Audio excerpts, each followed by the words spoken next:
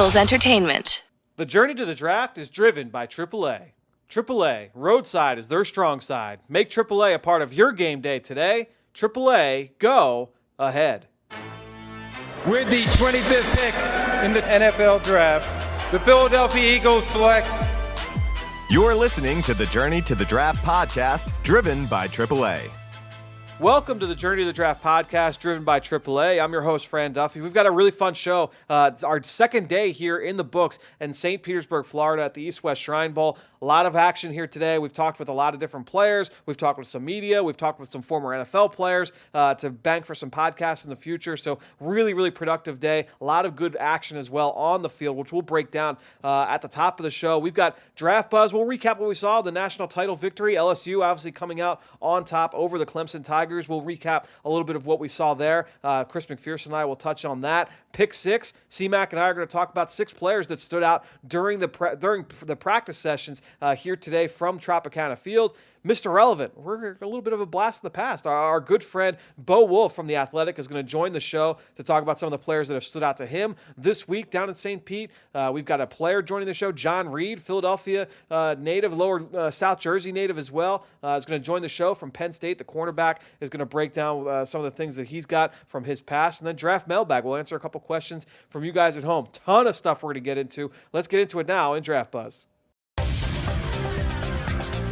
Now it's time for Draft Buzz. All right, C-Mac, let's get into it.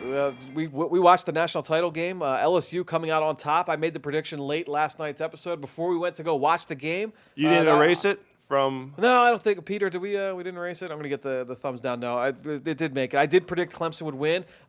Look, Trevor Lawrence had didn't have his best game. Was not sharp overall, but Joe Burrow was ridiculous, man. He's really, really good. He's a really good player. 6 total touchdowns. Yep. And Clemson's defense, which you talked a lot about on the podcast yesterday and in the Journey to Draft podcast previewing the national championship game. Yep. Just how good that unit's been all season. I think coming into this game, it was like 12 points per game allowed, like 250 yards or so.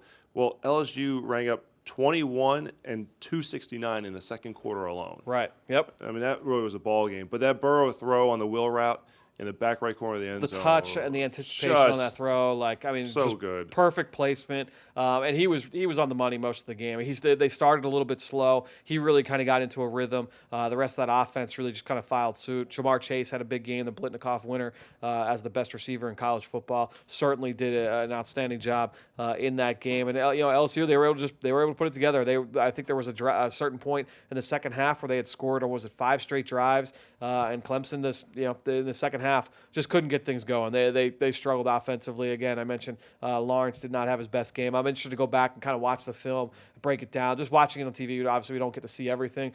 We talked last week on the show about I was interested to see both defensive coordinators and what their plans were for their respective quarterbacks. It looked like Dave Aranda and LSU, just they had answers for Clemson and for Trevor Lawrence. So very interested to see how that looks. But a big win. Really, it was a fun game to watch because there wasn't a team that I was like rooting against. I was really happy to see LSU win. Would have liked to see Clemson win as well. Really liked a lot of players on both sides. You didn't like from the very jump, first play of the game, Tigers come out with the trick play on offense. And you right there said, you really want to set the tone, national title game. You've got either the or the second best quarterback in the country. You're really going to go this route to begin the game. To me, that's an underdog move. Like to come out with a trick play on the first play. That's my take on it. And I get the idea of it, of like, okay, we're going to come out and we're going to catch them off guard, and to me that's different than we're going to take a shot downfield and be aggressive. That to me is like all right, we're going to need to pull out all the stops. That's kind of, and I'm sure LSU, honestly, if I was LSU and if I'm Joe Burrow, I'm thinking they're a little bit worried that they're going to be able to keep pace with what we can do. But that's my thought on it. But big news, college football and NFL draft related as well today. A.J. Epinesa, the Iowa defensive end, announced that he was going to enter the 2020 NFL draft. We were kind of awaiting that news. We're still waiting on Tristan Wirfs. And the reason why, and Tristan Wirfs is the talented offensive tackle, the reason why this impacts the Eagles is that Epinesa is a player that a lot of people feel could go in the top 20 of this draft. So, again, another player that bumps another talented player down to the Eagles and be available for them in the latter stages of round one. Also, big news coming from the LSU win. Joe Brady, the passing game coordinator, is reportedly taking the offensive coordinator job with Matt Rule and the Carolina Panthers. So unbelievable. When you look about his rise, like he was an offensive GA at Penn State 5 years ago, and now he's a 30-year-old offensive coordinator in the NFL. That is wild. Like that is, I mean, people made a thing about like Sean McVay and like that rise is faster than McVay. To me, it just shows the importance of coaching. In football across the board, that you can have talent, but you need someone to be able to get the best out of it, and that's going to be something as the Eagles are in a search for their offensive coordinator right now. Yep. You've got Carson Wentz. You've got one of the young elite quarterbacks in the game who's going to help complement Doug Peterson. Doug Peterson's the play caller. Who's going to help him continue to grow Carson Wentz and get the best out of him? I think, too, if for everyone listening at home, that's no matter what you do in life, make the most of your opportunity. You only get one shot. No one knew who Joe Brady was a year ago today. No one knew who Joe Brady was. He was a low-level coach for the New Orleans Saints who took a job as a position coach with LSU in the SEC. No one knew who Joe Brady was. There was very little buzz, certainly nationally. I know, obviously, in the SEC and covering LSU, people knew, there was a little bit of buzz there. But, now he's a national name. Everyone knows he's credited with the number one pick and the Heisman Trophy winner. And now he's the youngest offensive coordinator in the NFL. It's a really, really cool story. We'll see how he's able to do for Matt Rule in Carolina. All right, well, let's get now to some of the action we saw here from the East-West Shrine game, or East-West Shrine Bowl, excuse me. Okay. What's that, the second time I've done that all week? That's not too bad. There's a jar. Usually you have a swear jar. Right, This is the Shrine game jar. So yeah, it's not going to get us too much. We've been pretty good about that this week. But let's get to it now. Let's look at the top 6 players that we saw today at practice. It's time for Pick 6. Now it's time for Pick 6. All right, so for Pick 6, I let you go first yesterday, C-Mac. I'll take you let me go honors. first? Yeah, I let you go first yesterday. All right, that was agreed upon. Yeah. Fine. Okay. Right. So today I'm going to go first. I'm going to go with a guy that I watched very late in the process. I hadn't watched him when we did our preview podcast last week, and that's Mason Kinsey, wide receiver from Berry College. Where? Berry College What? is a small school, D3 school, I believe in the mountains in Georgia. Okay. All right, so D3 school, a lot of limited. There's not much film out there of this kid, but I'll tell you what. Here's what I saw when I watched him. Number one, he was a very productive player, so that you kind of know that going in. Was consistently productive at that level, which you would imagine if you're here at this game, at that level of competition, you better put up big numbers, and he certainly did. But a very crafty player. He sets up defenders well as a route runner. Was really confident with everything he did. He really just kind of played with that. That level of confidence and competitiveness and swagger that you're looking for, certainly at a skill position spot at that level of competition. I was really hoping that coming into this week that would carry over and you'd see that, and I thought we saw a little bit of that today. Was really, really consistent at the catch point. I think ultimately we're looking at a guy who, maybe he's never a number 1 or number 2 receiver, obviously, right? He's a little bit undersized. He's a little bit shorter, more of a possession slot guy. But I think that he's got that ability to be that type of player in today's NFL. Mason Kinsey, I thought had a good day, and is a guy that at this game I'm very intrigued to watch more of. I would love to get the background info, especially if he's selected by the Eagles down the line. Right. In terms of how does a player end up at Berry? How does that player end up? That's what's I never heard great. of Berry College before he got. No. He was one of the first announcements for the game, and I couldn't find film on him for 3 months, 4 months, and it was literally my last shot. It was all right, it's Friday before I leave Monday. I'll try one more time, and was able to get some, and I watched a couple games, and he's an interesting player. Was really it grainy film? Was it? It wasn't too bad. I've seen much worse than what Berry College is putting on. To me, though, it's like the Fred Jackson Co-College, now everyone knows you hear Co-College, you think of Fred Jackson. Mason Kinsey, maybe he turns into that, puts Berry on the map. All right. So, player who stood out to me today was during the West team practice in the afternoon. Okay. Sticking with wide receiver. Yep. Big school. Certainly everyone's heard of the University of Indiana, and it's Nick Westbrook. 6'2", 215 pounds. Was great at attacking the football on comeback routes today during one-on-one drills to flash to the quarterback. Made some savvy catches in traffic. Was very impressive from that standpoint. Sure. But there was one contested catch that he had deep down the left sideline later during a team period. There was some discussion between the refs and the defensive backs coach from the Colts, who's working with the defensive backs here for the West team, about whether it was a catch or not. To me, it was clearly a catch. But Westbrook went up over 2 defenders, got the ball, and came down inbounds with 2 feet. And to me, it's something that you want to see is, can he do that at the next level? So for me, because he was making plays throughout the course of practice and flashing that size, using it to his advantage, being aggressive with the ball, tip of the cap to Nick Westbrook for his outing today. I agree. He really flashed. And you mentioned the slant route that he caught over the middle. That was a really tough catch. Yeah. Took some contact, went to the ground, held on to the football. He's a big kid. I mean, he's 6'3". He's almost 220 pounds. The thing that, and we'll talk about this a little bit more when we get closer to the combine. I love writing the preview articles and who are guys that could surprise. For a guy that's his size, like he was a high school lacrosse player and a good track athlete. Okay. Ran 300-meter hurdles, which is not. That's a hard event. I mean, you run the hurdles at 300-meter, like that's a tough event to go through. He was also a long jump and a triple jump guy. He knows what he's doing in those kind of events. It wouldn't shock me if he kind of surprised some people for a big receiver running at the combine. That could be something to keep an eye on. He's a guy that would help himself with a good workout, because when you watch him on film, he's not like a guy that you're like, oh man, like this guy's going to be known for his athleticism. I think that's one of the questions people had coming in. I agree. He looked good today, and he ran by people. I mean, he ran by that corner on that fade. Was that the West Virginia kid that he ran by? Yes. Keith Williams. I believe that it was the West Virginia kid, but No, it was the Minnesota kid. he ran by Williamson. It was Williamson. It was Chris Williamson. Interesting. Yes. Okay. Yeah, that's Westbrook. He made some plays today. We'll see if he can carry that through to tomorrow. All right, let's get to my next guy. Yesterday, I talked about a West team defensive tackle in John Pennicini from Utah, who had a really good day again today. Very easily could have picked him for pick 6. I didn't want to be too repetitive. So Pennicini had another strong day today. He's one of the best players here in terms of how he's performed. But a guy who really flashed today was Michigan State's Raekwon Williams. And he made plays yesterday as well. So Yes. It's not like he just showed up on Tuesday. I think when you look at Raekwon Williams, he's a guy, Ben Fennell broke him down in our preview podcast last week. Well-rounded player, probably a better run player overall. Showed up really well in inside zone, inside run rather. In the inside run, 9-on-7 period.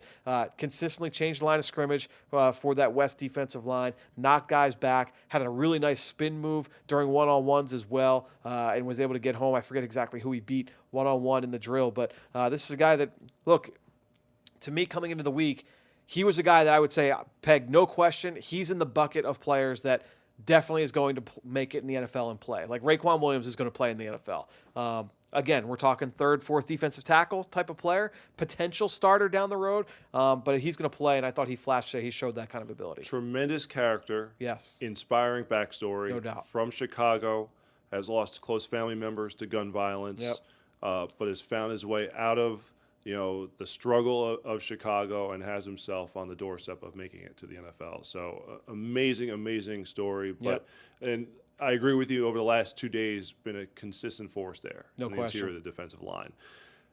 I mean, we did a draft.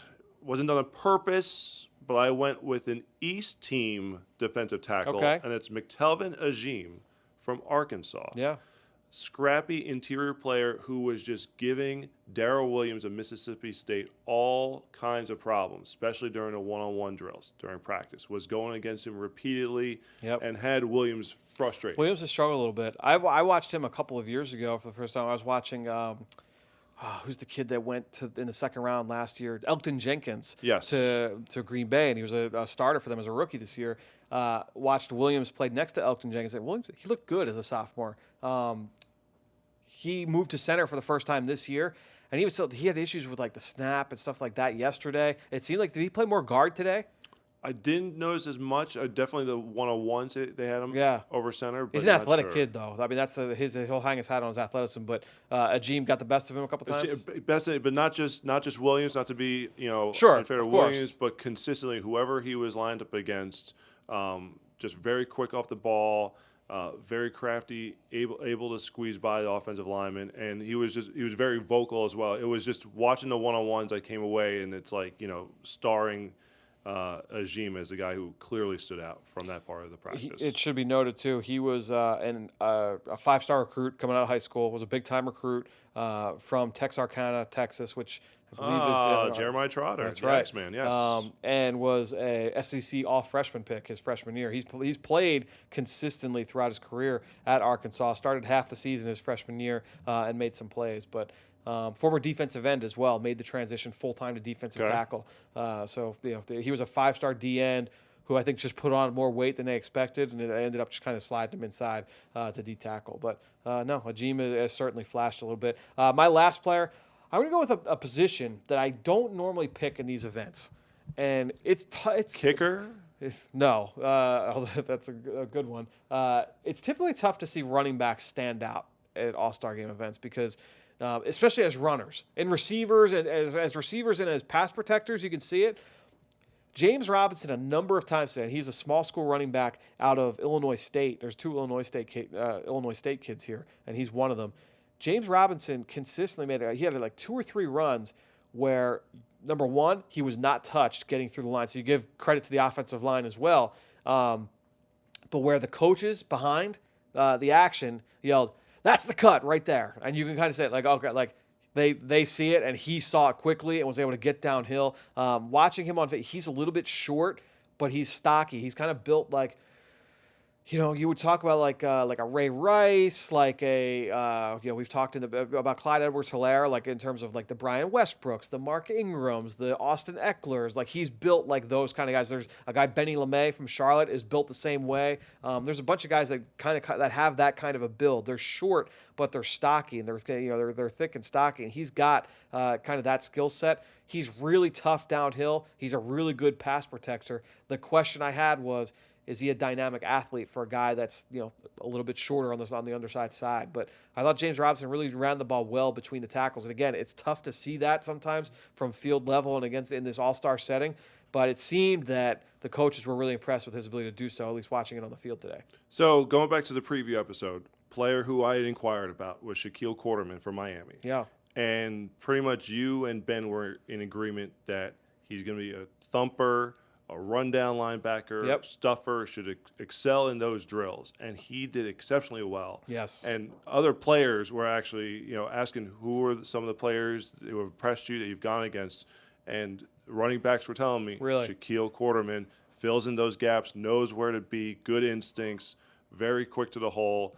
It gives you no room to run. So he was very active. Like early on, I wrote his name down like 4 times. Watching some of those drills, he consistently was able to show up. I agree. He was a guy that definitely stood out here today. All right, let's get the next segment. A little bit of a throwback here, C-Mac. We're welcoming Beau Wolf back to the podcast. So we'll get to that now in Mr. Relevant.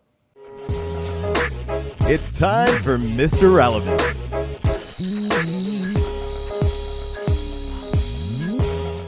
Well, this is fun because this is a return back to the origins of the Journey to the Draft podcast. Eagles by Weekly. AAA. Well, I wouldn't go that far, but welcoming back Beau Wolf to the show. Your last Journey to the Draft would have been April of 2015. Yeah. Wow. What was that draft? 15. Nelson Aguilar. Yeah. So this is almost 5 years later. You're back to the Journey to the Draft, to where you and I have done many podcasts from our hotel here at the Grand Plaza Hotel and Resort. I like that you didn't say it on yesterday's episode, but now because you know you're checking out tomorrow. It's safe. Yeah, I think we're safe to say. Because you never know. You never know. Yeah, that's right. You never know. Trip But down memory lane. No Murphy bed. No Murphy bed, as the longtime listeners can attest to. Us referring to the Murphy bed in this room. Partial beach view though, which is nice. And C-Mac this time. And C-Mac this time. So the three of us back together again. And we're gonna do the same thing we did yesterday with one Benjamin Solak, where we're gonna get your thoughts on 5 players that have caught your eye over the first 2 days of practice. We'll see who's your number one guy. Well, so we've talked about this, and the way that I look at the Shrine Bowl, correct.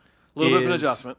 Like if I'm going to really like a guy here, I have to not only like what I see, but understand why he's here and not at the Senior Bowl. Okay. Right? Like if there's some like big plotting wide receiver who's overpowering small corners from a big school, I just don't really believe it. Like if he's that good, the production would have been good enough, or he would have been recommended by scouts to go to the Senior Bowl, right? I'm skeptical. So like the guys I've liked in the past are usually small school guys or guys who have some kind of special trait. X-Man's my favorite. The X-Man, Xavier Williams. I was looking him up the other day. I didn't even realize he's still in the league. I was giving myself a pat on the back that he's had such a long career. Before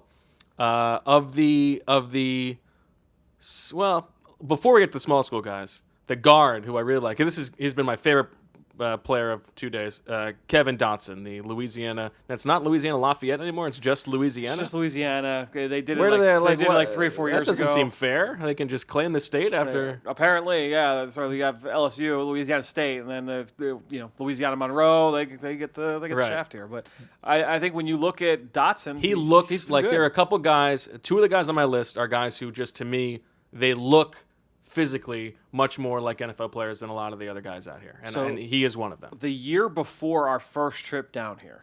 Okay. So our first trip was January of 2012. It was the Earl Wulf year. That's all I remember. Wow. Okay. So this was 2013. Probably 12. The 2012 one was Brandon Brooks came down here. Right. And was dominant. We weren't here, but I remember all the reports were that he was just dominant, blowing everybody off the ball in the run game, was great in pass pro. And coming from the MAC, right? Yep. So it makes sense. Yeah. And now Dotson was a first-team All-American. Which is nuts. What's he doing here as a first-team All-American? I think I think when you look at his tools, that's what people I think have questioned. And I think when you look at, and that's, I give Jim Nagy all the credit in the world with how he's running the Senior Bowl. He is not going to go off headlines and accolades and stuff like that when he's inviting guys. He's going to go off traits and who he thinks scouts and Phil Savage was the same way previously. To go, okay, we're going to go with Robert Hunt, who has less accolades and hasn't started as many games. Fewer accolades. Same school. Yeah, thank you. From the same school. Robert Hunt is at the Senior Bowl next week, and Dotson is here this week. That's an interesting dichotomy. So there. what can Dotson do well? What are his strengths? Sure. I think when you looked at him, you could see the experience, number one. He was a really smart player. The question I had was his overall athleticism. When you talk about tools and stuff like that, I wasn't sure about the foot quickness and his ability to hold up one-on-one in pass pro. You watch him here. I mean, he's been, and offensive linemen are at a disadvantage in one-on-one drills, every rep. When you look at him here, he's 6'4", he's over 320 pounds, and he's looked good, changing direction, holding up one-on-one. I had no questions about his strength and his ability to hold up from a physical standpoint. It was on an island, which, you're not often that way as a guard, but when he's left one-on-one, how is he going to look? Is he going to be exposed? I thought he would make it as a backup O-lineman.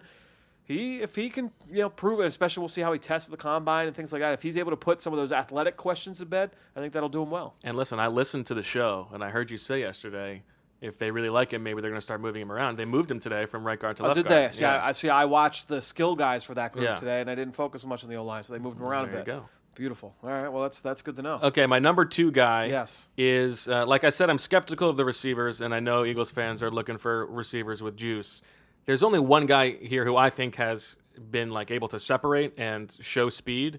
And I mean, we're talking about probably a 6th or 7th round pick here, but John Hightower from Boise State is the guy. I mean, don't get me wrong, he has dropped 3 or 4 passes. He does not look like he has good hands, but he is a guy who maybe if you think you can coach up, he at least has the physical tools, I think, to create space at the next level. Well, you are talking about a guy that our friend Dane Brugler is very high on. Oh, okay. He's big on John Hightower. I believe, and I don't want to misquote him, I believe he was in a top 50 for Dane back in October. Ooh, Dane, of course, works for The Athletic. Of course. And Dane does an outstanding job. I think when you look at Hightower, he's one of those guys that when you come down to this game has a unique trait. His speed, he's built like a Will Fuller.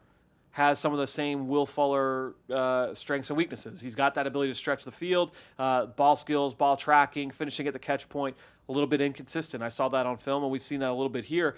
C-Mac, I know he stood out to you at numerous times, and they've used him in a lot of different ways too. Indeed. They got him on a reverse in yesterday's practice, on today's Tuesday, so Monday's practice, where you could see him fly up and dart up the field. And, be able to get away from defenders. So you can't teach speed. That's obviously one of the biggest, like you said, it's a defining trait that he could bring to an offensive team. He's got that in his bag for sure. All right, let's. Who's number 3? My number 3 guy is the other guy who, after Dotson, I think just compared to the other players at his position, more looks like an NFL player to me, and that's Michael Walker, the Fresno State linebacker. He's a little bit taller, a little bit thinner, but he showed a little bit they were moving him around a little bit today. He was playing on the line as sort of the under Sam linebacker. Yes.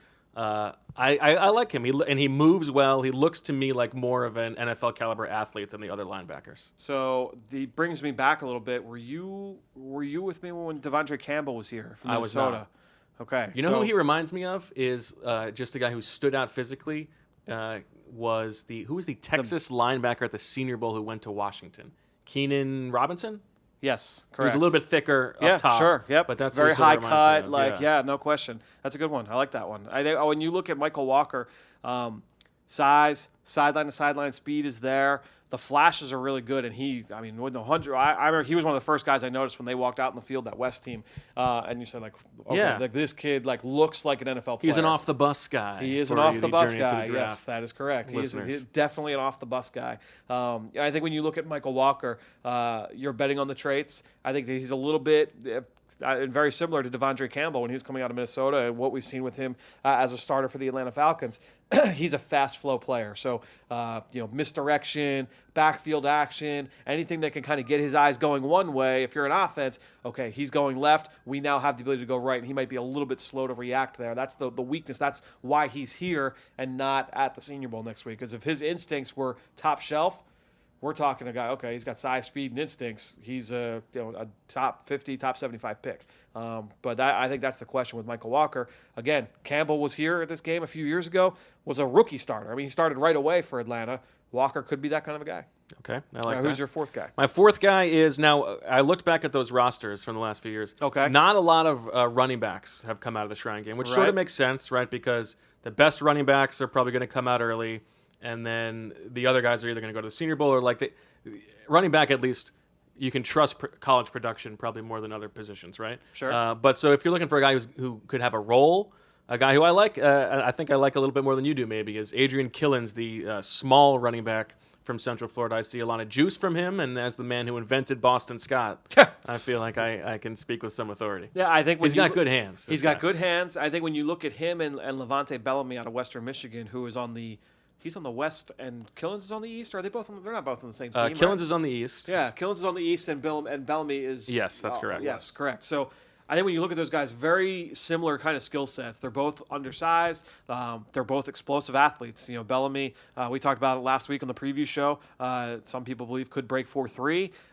Killins is that kind of a guy as well. There's no reported times with him yet in terms of the 40 time, but when you look at his track numbers, that speed that we saw on the track and what we've seen from a number standpoint show up on the football field. There are some guys here at this game that they've got that similar track background, and you don't see that speed. Mm-hmm. He's a guy you see that speed, and he can certainly impact a pass game. He's just small. And it's one of those ones where you also have to you have to take into account what we're seeing here, because he's going up against slow linebackers. Yep. It's a running back against a linebacker with the full field open is it's a total mismatch. The running back should win those, but he seems to be able to get real separation, and he catches the ball well. Yep, I think if you're looking for a guy like in a Tariq Cohen mold, we're talking like a 6th, 7th round pick. No question. Yeah. Yes, a guy who I think could stick. I think so. And then the last one, I'm going to pull a bit of an audible, because I was going to go with Chris Williamson, the Minnesota corner. I would have liked that pick. Yep. But he's been really impressive. He seems like he's got the right personality. He's made some really nice plays. Who's that defensive backs coach on the West team? From the Colts. From the Colts. Yeah, he's getting really hyped up, and Williamson is a big part of that. But I feel like I'm second guessing myself, because it doesn't look to me like he can play on the inside, and he's a big school outside corner. And I thinking back to the past, I don't see a special trait from him. So I'm gonna pivot from that. Okay. I was thinking about going to Mason Kinsey because I like him too, and you Yep. can explain why he's here. Tiny school, right? D3. I think you are a little bit higher on him than I am. Yep. But I'm going to go with Bravion Roy, the enormous Baylor defensive tackle. He a flashed bit of today. a bigger school, but that's like my favorite type of player, is a real squatty defensive tackle. Reminds me a little bit of Brandon Williams from the Senior Bowl a couple years ago. Very nice. So I actually watched him on the flight down here. And look at you with the in-flight Wi-Fi. So he is an interesting player because of his size, and he's got some initial quickness. I mean, he can come off the ball. He's listed as 6'1", 333. Yeah, he can come off the ball a little bit. Is a little bit more, a little bit quicker than you would imagine for a guy that big. And he got the best of some of those West team offensive linemen today, this afternoon in one-on-ones. There was one play where he bull rushed. He actually got Dotson on a play, and that was Dotson was at left guard. I noticed that it happened to be he was on the other side, so I wondered if there was something to that. Yeah, no, he made some plays in that one. He was consistently in 9-on-7. I was watching inside run, and I love for an inside run drill to go right on the line. If I can get a seat like right on the line of scrimmage, like to see right down the line and just see who's moving, who's changing the line of scrimmage, offensively, defensively. Bravion Roy was consistently changing the line of scrimmage for the defensive side. A couple times he got the guy lined up across from him, knocked back into the backfield. And you don't see a lot of guys with double V's in their name. Do you have a list? No, I think there's a possibility he'd be the first in NFL history. The first in NFL history? It's possible. There's no shot. He's double the first. V's? There's no chance. You don't see a lot of double V's. Are we going just first name and last name? No, anywhere in there. I have a feeling that's not true. You find me the double V. I'll keep you posted next time you're on the podcast. Okay. Well, it was this was fun. We've got an extended version over on the Birds with Friends podcast. That's We'll let right. you give a little bit of a plug. Yeah. It'll be late Tuesday night. Late Tuesday night, early Wednesday morning, whenever you want to listen to it. Yeah. The Shrine Bee Owl Spectacular. And then friend of the show, obviously Tony Pauline will be on as well, right? Tony Pauline, Ben Solak from the Draft Network are all on. So just literally everyone that's down here, like just get everybody on the show. yeah, I should have got everybody else. Yeah. Well, we'll keep it. We know the cast of characters. Yeah, we know the cast of characters. We know the cast. Fake Not a ton Josh, of media. fake There's Josh not Norris. There is a little bit less media this year. Fewer media. It's a little bit less media than in years past. I would say I don't know for what reason, but I know for a couple of guys that we know on a personal level, they've got their own reasons for why they're not here. I'm a little bit sad that I won't be included in Pick 6, especially since I came up with all the segment names. That is so far from untrue that you came up with. You're right. It is far from untrue. That is far from true. It is very Sorry, far it is from far untrue. From true. And no, what was the one that you called me out on that I came up with Mr. Relevant? I definitely You came up with Mr. 100% Relevant. did not, because I remember. I absolutely came up I with Mr. remember being Relevant. up at your and C-Mac's desk and saying, "Hey, I came up with the guest name. It's gonna be Mr. Relevant, and you guys were like, "Mr. Relevant." I'm like, "Yeah, like Mr. Irrelevant." Like no way. 100%. I came up with do it. not think that's I right. remember I think exactly you're trying to where I was gaslight standing. me. No, if I were trying to gaslight you, you'd know it. This is 100% true. I came up with the idea. Now, for Pick the name. 6 used to be its own separate segment on the was website. back in the right? day. Yeah. That was we had Rapid Fire and Pick 6 were our off-season segments. So you guys came up with Pick 6. Yeah. I'll give you that one. Mr. Relevant was mine. What was the game one? Oh, that we was used to do? That on was the mine. clock. Ooh, yes. Okay. On the clock. We And still on have all the these clock, drafts, by the way. We had different types of games for on the clock. Oh yeah, we had a lot of good ones. Yeah. Okay. That's one of the things we definitely missed from the Journey to the Draft podcast. I still listen. Thank you. Well, Beau, it was a lot of fun. Really appreciate the time here on the Journey to the Draft podcast, and hopefully we'll talk to you again soon. I would This like was that. fun. Thanks for having me. That was a lot of fun having Beau back on the show. You longtime listeners to the Journey to Draft podcast. Hope you guys enjoyed that segment. All right. Before we get into the unofficial visit, real quick, make sure you go check out the Eagle Eye in the Sky podcast, fueled by Gatorade, with myself and Greg Cosell, breaking down the Eagles roster going into the offseason for looking with a look at 2020 and beyond over on the Eagle Eye in the Sky podcast, fueled by Gatorade. You can find that wherever podcasts can be found. All right. Now it's time for our unofficial visit. C-Mac earlier today caught up with Penn State cornerback John Reed. Again, South Jersey native, went to school locally in Philadelphia, St. Joe's Prep. So I talked a little bit about his background and his time at Penn State as well here in our unofficial visit. The unofficial visit.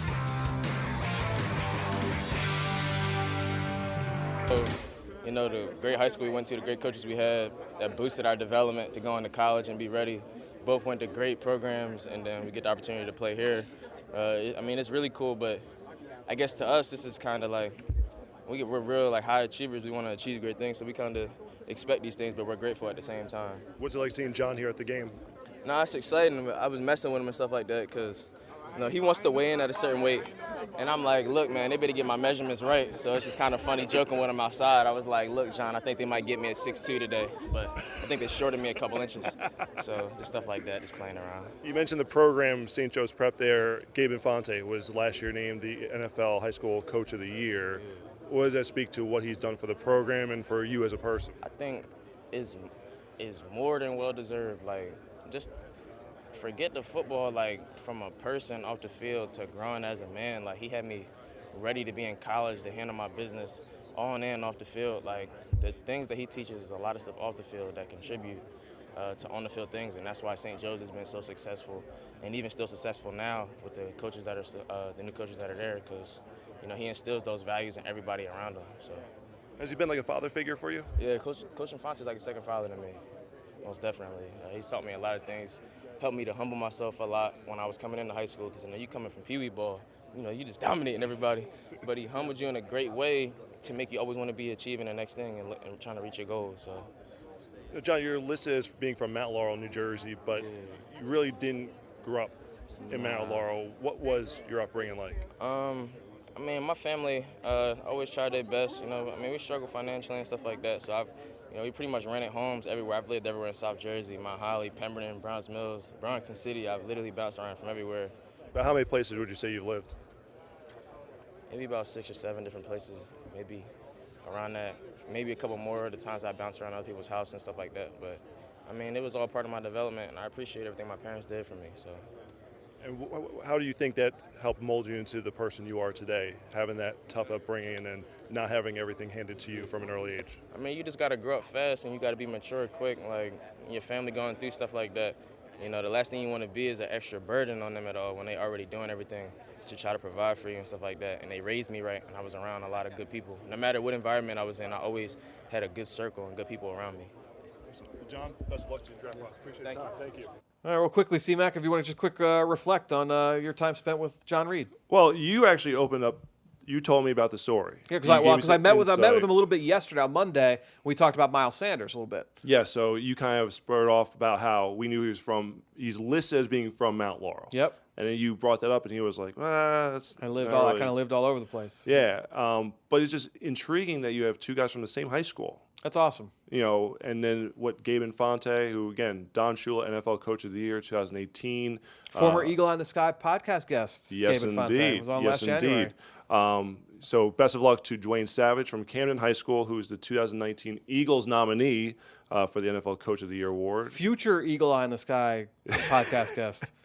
So he'll be traveling to the Pro Bowl, and they're going to announce a winner at the Pro Bowl. Awesome. So best of luck to him and the amazing things that he's doing with Camden, similar to how Gabe Infante's turned St. Joe's Prep into a powerhouse. Again, two players here at the Shrine Game, and it's not just what he does on the field as a coach, as John Reed said in the interview. It's what he does for the players behind the scenes. No question. I think now, you talk about some of these guys, and you get to know them as people, and you see, I think for fans, sometimes they lose grasp of it. It's more than just like a name on a sheet and like a name on Madden or in fantasy football. Like, these guys are people, and learning their stories is a really fun part of the process. And John Reed has a really interesting story to tell, certainly, of resiliency and what he's shown the ability to fight through to get to this point in his career. Best of luck to him moving forward. All right, let's get to we'll wrap up the show. We got a couple questions for you guys at home. It's time for Draft Mailbag.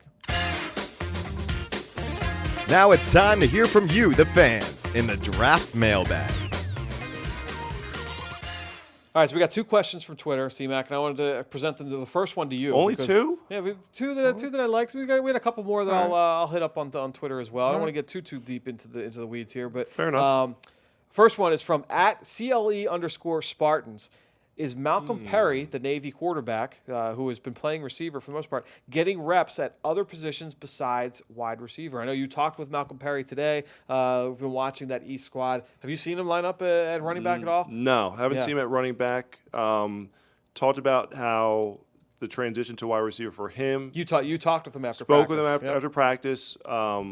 largely because fascinating story, the fact that he's making the transition here, but his career game, best game of his career, was Army-Navy game at Lincoln Financial Field just a couple of weeks ago, and he totaled over 300 yards on the ground. So obviously, it's a great question by CLE Spartans, a longtime contributor to Draft Mailbag. Recognize the name right off the bat. The thing with Malcolm, I can understand why he might think, is a transition to running back a possibility? No, he shows fluidity, shows quickness, just has to work on the hands and some of the minute details.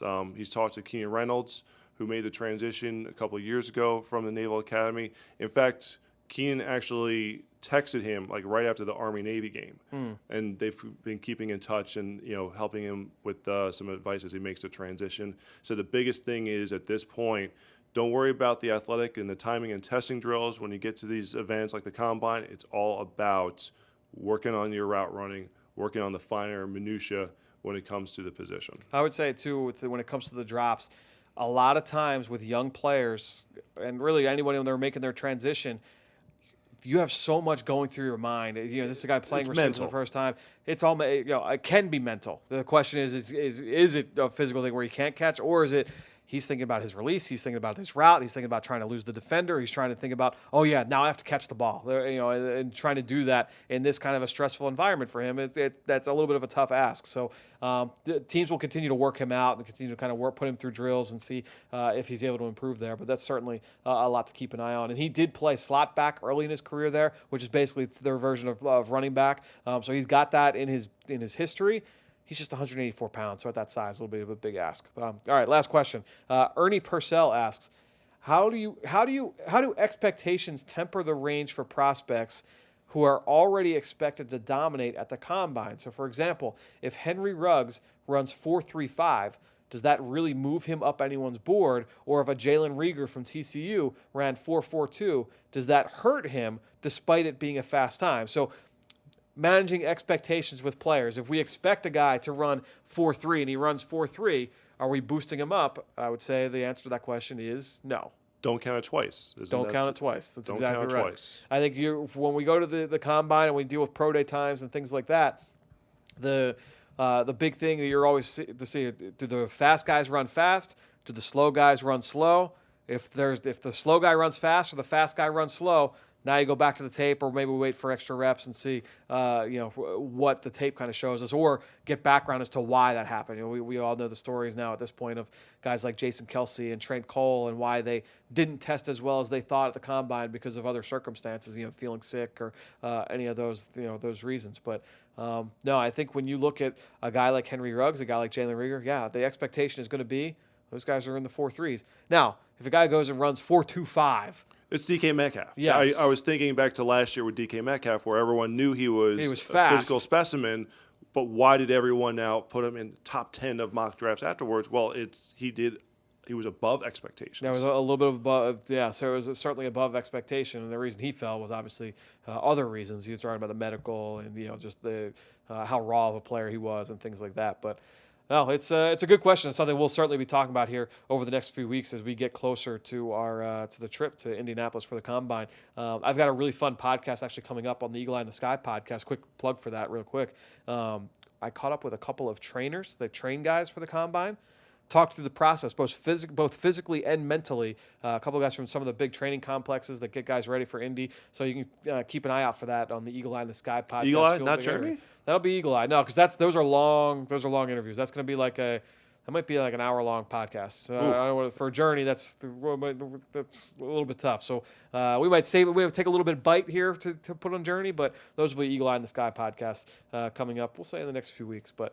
That'll do it here for the Journey to the Draft podcast, driven by AAA. A lot of fun. Day 2 of action here at the East West Shrine Bowl in the books. We've got one more podcast from here in St. Petersburg on Wednesday. We'll do another kind of a recap show and preview for next week on Thursday as well with Ben Fennell once we're back in Philadelphia. But until next time, we will see you here on the Journey to the Draft podcast, driven by AAA.